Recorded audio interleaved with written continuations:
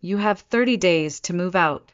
My mother said it like she was offering me a cup of tea, calm, poised, and poisonous. She stood in the middle of my kitchen, drumming her manicured nails against the marble counter I had personally refinished. The same space where I had launched my bakery business, watched the sunrise with my grandmother, and mourned her when the end finally came. The morning light filtered in through the windows, casting soft shadows across the floor we had sanded together. Everything here, every tile, every cabinet, every memory was mine, and yet my mother stood there as if she owned it all. Beside her was my younger brother, Laz, his arm wrapped tightly around his pregnant wife, Calla, like this was some sweet family moment. Except it wasn't. It was an ambush. You're always traveling for your events anyway, Laz added, shrugging like it was no big deal. Calla needs a real home now, with the baby coming. The baby, that was their new weapon. A convenient excuse to justify anything they wanted, from my childhood bedroom to now, apparently my entire apartment. Calla rested a hand on her barely there bump, saying nothing. She never did, just smiled, nodded, and let the Whitlocks bulldoze over anyone who dared resist. I took a slow sip of my coffee, letting the silence stretch just long enough to make them uncomfortable. I didn't flinch. I didn't shout. And for a brief second I saw it, just the flicker of uncertainty in my mother's eyes. She hadn't expected me to be calm. You thought selling my apartment was a good solution, I said softly, my voice steady. It's not technically yours, my mother replied, pulling out a folder thick with legal-looking documents. Your father and I kept our names on the deed for tax purposes. You knew that. We signed everything yesterday. Calla and Laz will take possession in 30 days. She smiled, sharp and triumphant. I didn't smile back. Instead, I looked past them, past the betrayal, the arrogance, the entitlement, and thought of the last conversation I had with my grandmother. It had been just weeks before she passed, her mind still razor-sharp despite her failing body. We had sat in this very kitchen, kneading dough, sunlight pooling on the counter like warm honey. They'll try to take it from you, she said, eyes locking with mine. Your mother never forgave me for giving you this place instead of her. But this is your home, Sable, and I made sure it stays that way. Keep the envelope safe. Tell no one until you have to. I took one last sip of my coffee and set the cup down slowly.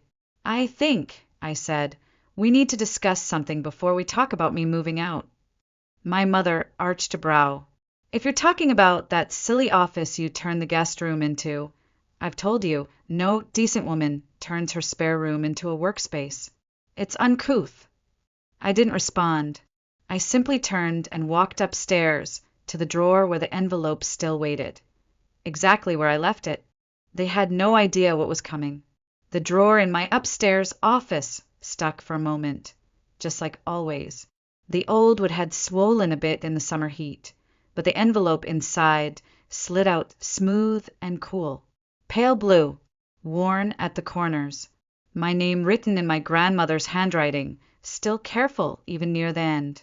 I ran my fingers over the flap, remembering the weight of her words that afternoon. The way her voice dropped low like she was telling me a secret that could change everything. They won't stop Sable, she had whispered, eyes brighter than the afternoon sun outside. They'll smile while they take everything from you. But I've made sure they won't get far. You just need to hold the line. The apartment had never been in my parents' name. Not truly. On paper, maybe. For tax reasons, peacekeeping, appearances. But 3 years ago, my grandmother transferred the deed to me directly. This apartment and the building next door. Fully notarized. Witnessed. Filed away with Langford Miles, her trusted attorney. And a copy? Sealed in this envelope, along with the official transfer forms. She hadn't trusted anyone else with it. Only me.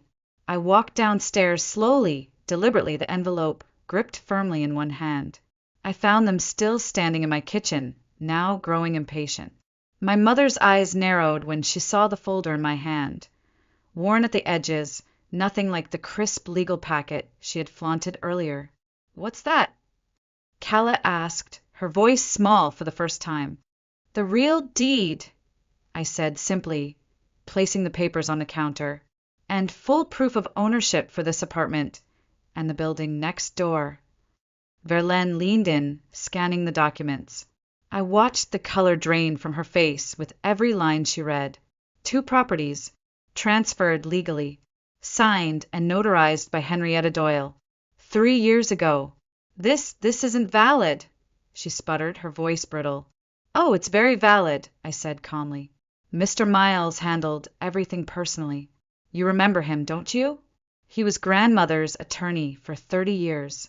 He made sure there were no ambiguities." Calla sat down slowly, like her legs could no longer hold her weight. Laz reached for the papers, flipping through with growing panic. "You knew? You knew we were planning the sale." "I found out weeks ago," I replied, meeting his eyes without flinching. "I could have stopped you then, but grandmother always said, 'Let people show their true colors.' And oh, how they had! My mother didn't say anything at first. She stared at the papers like they might morph if she willed them hard enough. Then, finally, she spoke. 'You should have told us.' I raised an eyebrow. 'Like you told me you were selling my home.'" Her lips pressed together, her jaw tight with fury or maybe shame. I couldn't tell anymore. "You don't understand," she hissed. "This was supposed to be my home," I cut in, "where I lived for 10 years. Where I cared for grandmother while you were conveniently vacationing in Napa. Where I started my business when no one else believed in me." The kitchen fell silent. Laz looked like he wanted to disappear. Calla's gaze was locked on the counter, her hand resting protectively over her stomach. They weren't used to being challenged. They certainly weren't used to losing. And for once, they had nothing to say. It was 2 days later when I heard the knock at my kitchen door. Soft, hesitant, almost like the person on the other side wasn't sure they had the right to be there. I wiped flour from my hands. I'd been elbow deep in pie dough for an upcoming wedding order, and opened the door to find Calla standing there alone, cradling a white paper bag from morning Finch Bakery. Her hair was pulled back in a loose bun, face bare, shoulders slightly hunched in her beige maternity cardigan. She looked smaller without Laz or my mother flanking her. "I brought peace offerings," she said, quietly holding out the bag. I stepped aside and gestured to the stool near the prep counter. "Those better be their lemon tarts." Calla gave a half smile and reached into the bag. 2 lemon tarts, 1 almond croissant, and chocolate chip scones. "I remember you stress ate those during wedding season last year." I placed the bag on the counter, but didn't touch it. "So, what brings you here, Calla?" She exhaled, slowly, like she'd been holding her breath for months. "I didn't know," she said, her voice soft but steady, "about the deed, about any of it. Laz told me your parents were giving us the apartment as a baby gift. I never thought they were taking it from you." "You never asked," I replied, not unkindly. She nodded, shame washing across her face. "I should have. I wanted to believe it was simple, that someone was doing something kind for us. But it wasn't kindness, was it?" "No," I said. "It was theft wrapped in a baby shower bow." Calla winced, but didn't defend them. That at least was something. I studied her for a long moment. For years ago, when she married Laz, she was bright-eyed, full of plans to keep teaching, to travel, to live with intention. But slowly I had watched her be reshaped by the Whitlock family machine. Proper wives don't need careers. Appearance is everything. Let Laz lead. Now, sitting across from me with lemon tarts and regret, I saw a different kind of woman. I meant what I said the other day. I told her, reaching for a clean plate. "The 3rd-floor unit in the building next door just opened up. It needs a little work, but it has good bones. Same layout as this one. If you and Laz need a place, I'm willing to rent it to you." Calla blinked. "Even after what I tried to do?" "On one condition," I said firmly. "This stays between us. No backroom talks with my mother. No running to Laz every time a decision needs to be made. If you rent from me, it's a business arrangement. Professional. Respectful. She nodded slowly, her fingers tightening around the edge of the counter. Laz, he won't like that. He thinks family shouldn't have to pay rent. I smiled, but there was no warmth in it. And how's that been working out for him so far? Calla let out a laugh, small, honest, surprised. We sat in silence for a moment, the kitchen filled with the warm scent of cinnamon and browned butter. Can I see it? She asked finally. The apartment next door? I grabbed my keys. No time like the present. The building next door was a mirror of mine. Same wrought iron railings, same vintage brass doorknobs polished by decades of turning hands. My grandmother used to call it the twin, though the two buildings had always carried very different energies. Hers was quiet strength. Theirs was entitlement wrapped in ivy and cracked brick. We climbed the old staircase to the third floor, the wood creaking underfoot. At the top, I unlocked the door and pushed it open. Calla stepped inside and froze. The apartment was empty, truly empty. Bare walls, scuffed hardwood floors, a yellowed refrigerator humming softly in the corner. But sunlight poured through the windows like liquid gold, catching the dust in the air and making the whole space feel suspended in time. It's beautiful, she whispered, walking slowly toward the window. Her fingers brushed the original crown molding, as if afraid it might vanish. It needs work, I said, stepping inside behind her. I was planning a full renovation. Updated kitchen, refinished floors. Maybe open up the archway between the living room and dining area. But I could hold off if you're interested in having some say in the finishes. Calla turned, her eyes wide. Really? I nodded. You'd be the tenant. You should get to choose what it looks like. She looked around the space again, slower this time, taking it in not just as a possibility, but as something that could be hers. Not handed down, not stolen, not orchestrated behind closed doors. A home she could shape. Her eyes shimmered slightly. Why are you being so generous? After everything. I leaned against the doorframe.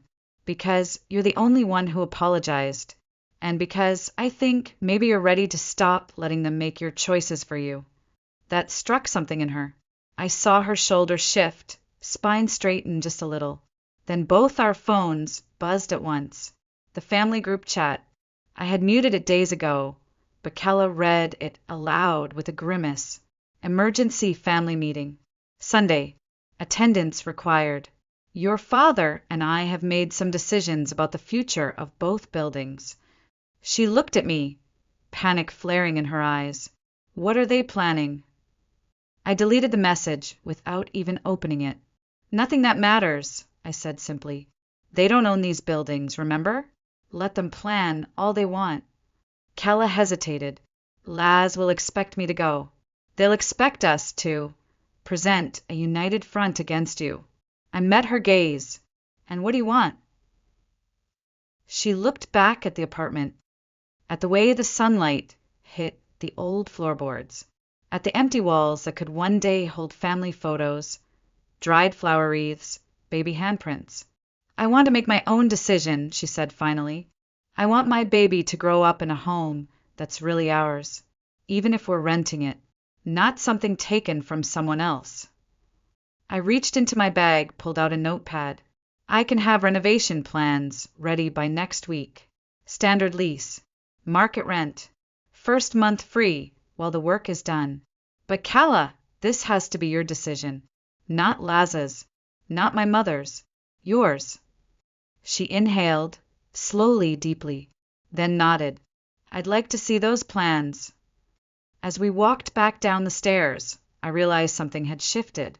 Not just in Calla, but in the entire foundation of our family dynamic. Maybe this wasn't just about protecting what was mine anymore. Maybe it was about helping someone else learn how to claim what should have been theirs all along. Sunday arrived with that crisp autumn air my grandmother used to love, the kind that made you want to bake something warm and sweet. I pulled into my parents' driveway at exactly 2 p.m., the way I used to arrive for holidays before I stopped pretending they were about family. The house hadn't changed. White shutters, stone walkway, seasonal wreath on the door. A false sense of welcome. Inside, the tension was sharp enough to cut through. My mother sat like a queen in her high-backed armchair, dressed in navy like she was preparing for a courtroom, not a living room. My father stood behind her with a legal folder tucked under one arm. Laz paced by the window, jaw clenched. Aunts and uncles filled the side chairs, leaning in, murmuring. Calla sat near the end of the couch, apart from the rest, and when I walked in, she met my eyes with something quiet and steady. "Sable," my mother said, her voice clipped. "So glad you decided to join us." "I wouldn't miss it," I replied, remaining standing. Though I'm curious what exactly we're all here to discuss, since the matter of ownership is legally settled. My father stepped forward, opening the folder with deliberate drama. "We've been reviewing the circumstances of your grandmother's decisions. Our lawyer has concerns about her mental state in her final months." My jaw didn't tighten. My voice didn't waver. The same final months I spent taking care of her. I asked, "While you were in Tuscany, while Laz was pitching crypto scams to college kids?" She was confused. Laz snapped. "You manipulated her, turned her against us." Before I could respond, Calla stood up. Every head turned. "No, she didn't," she said. "I was there sometimes. I saw Henrietta. She wasn't confused. She knew exactly what she wanted." Laz stared at her. "Sit down." "No," Calla said, stepping beside me. "You're trying to steal a home. You're using our baby as leverage. I won't be part of it." My mother's voice sharpened like glass. "Calla, you're pregnant. You're emotional." "Don't," Calla cut her off. "Don't try to dismiss me. You made this mess. All Sable did was protect what was already hers." I took a deep breath, then pulled my phone from my pocket. "Before this charade continues, there's something you should all see." I tapped the screen, and my grandmother's face filled the TV in the corner of the room. Her voice was clear, strong. "I'm recording this because I know my daughter. She never forgave me for choosing Sable. But this building isn't about inheritance. It's about stewardship.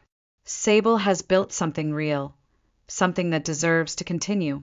The video showed her signing the deed, Mr. Langford Miles confirming every document, her date of evaluation, her mental competency. When it ended, no one spoke, not for a full 30 seconds. Then I said, quietly, "There's more. Medical files, witness statements, years of records. How far do you want to take this?" My father closed his folder. My mother looked pale and older than I had ever seen her. But it was Laz who broke the silence. "You knew," he whispered, turning to Calla. "You knew about the apartment next door." "Yes," she said, "and I agreed to rent it, at market rate, because that's what adults do when they respect boundaries." I reached into my bag and pulled out the renovation packet. "The plans are ready. If you're still interested." Calla looked at the pages, then back at me. "We are." My mother stood abruptly. "I think you should all leave. We need time to process this." "Take all the time you need," I said. "But nothing is changing. This is done." As we walked toward the door, Calla brushed my arm. Then, loudly enough for the entire room to hear, she said, "I'd like to see those renovation plans for our new home." The door shut behind us like the closing of a chapter, and for the first time in years, I felt free. Comma! 6 months later, I stood in the newly renovated third-floor apartment of the building next door, watching Calla arrange fresh flowers in a blue ceramic vase. Her baby bump was pronounced now, stretching the soft cotton of her dress. The nursery down the hall was ready, painted in soft greens and creams, with hand-sewn curtains made by Maria, one of my tenants who ran the alterations shop downstairs. This place doesn't even feel like the same apartment, Calla said, tucking a sprig of lavender into the bouquet. The marble countertops were worth every penny. She smiled at me, a real smile this time. Not the kind that seeks approval, but the kind that simply is. Calla had found herself again. Slowly, then all at once. She'd started a small flower business out of their kitchen. Bouquets for my catering events, arrangements for local bakeries and art shows. She named it Calla and Clay, soft and grounded, just like her. Though James is still adjusting to paying rent, she said with a grin, not looking up from the vase. I raised an eyebrow. He's lucky I didn't charge him for emotional damages. She laughed. Since the confrontation, things had shifted. Not overnight, not dramatically, but deeply. James, faced with the very real possibility of losing both his wife and his last fallback plan, had taken a consulting job with a startup in Atlanta. He commuted. He learned how to cook pasta without Googling it. And, according to Calla, he finally understood the difference between helping and hovering. My parents, predictably, tried every tactic in their playbook. The silent treatment, the guilt texts, a few melodramatic voicemails from my father about betrayal and public humiliation. I didn't respond to most of them, but the turning point came during the holidays. My mother showed up at my door, older than I remembered her, and uncharacteristically quiet. I've been thinking about what your grandmother said, she told me, avoiding my eyes, about building something real, about stewardship. She paused, took a breath. I never built anything, Sable. I just expected things to be given to me. I didn't say anything. Not then. But I didn't close the door either. Now, in Calla's kitchen, the scent of lilies and cinnamon braided through the air. Outside, the sidewalks bustled, Mr. Chin arranging books in his store window, Maria setting out her sewing samples, a new tenant prepping a corner space for a bakery expansion. This was the community my grandmother had dreamed of, a place not just inherited, but earned, shaped, nurtured. She RSVP'd, Calla said, reading my expression. Who? Your mother. For the baby shower.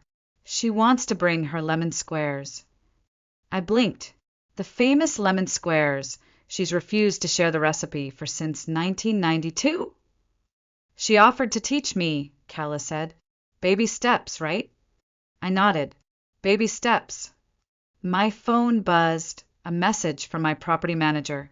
One of our longtime tenants needed minor plumbing work. Nothing urgent, just the regular rhythms of real ownership. Miss Whitlock, a voice called from the hall. It was Maria, holding a tray of fresh empanadas. I brought snacks, and the nursery curtains are done. I smiled and stepped aside to let her in. As Maria and Calla chatted about fabric choices, I quietly returned to my apartment across the alley. I stepped into my office and opened the bottom drawer of my desk. Grandmother's final letter was still there, a little more worn now, but the ink had held. Property is more than bricks and mortar, Sable.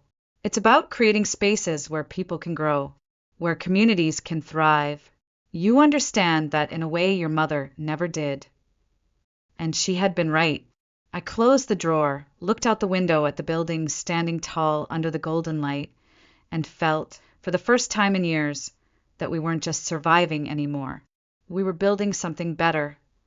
The morning of the baby shower arrived wrapped in soft sunlight and the scent of fresh cinnamon rolls from the bakery downstairs. Through the windows, I watched the sidewalks come alive.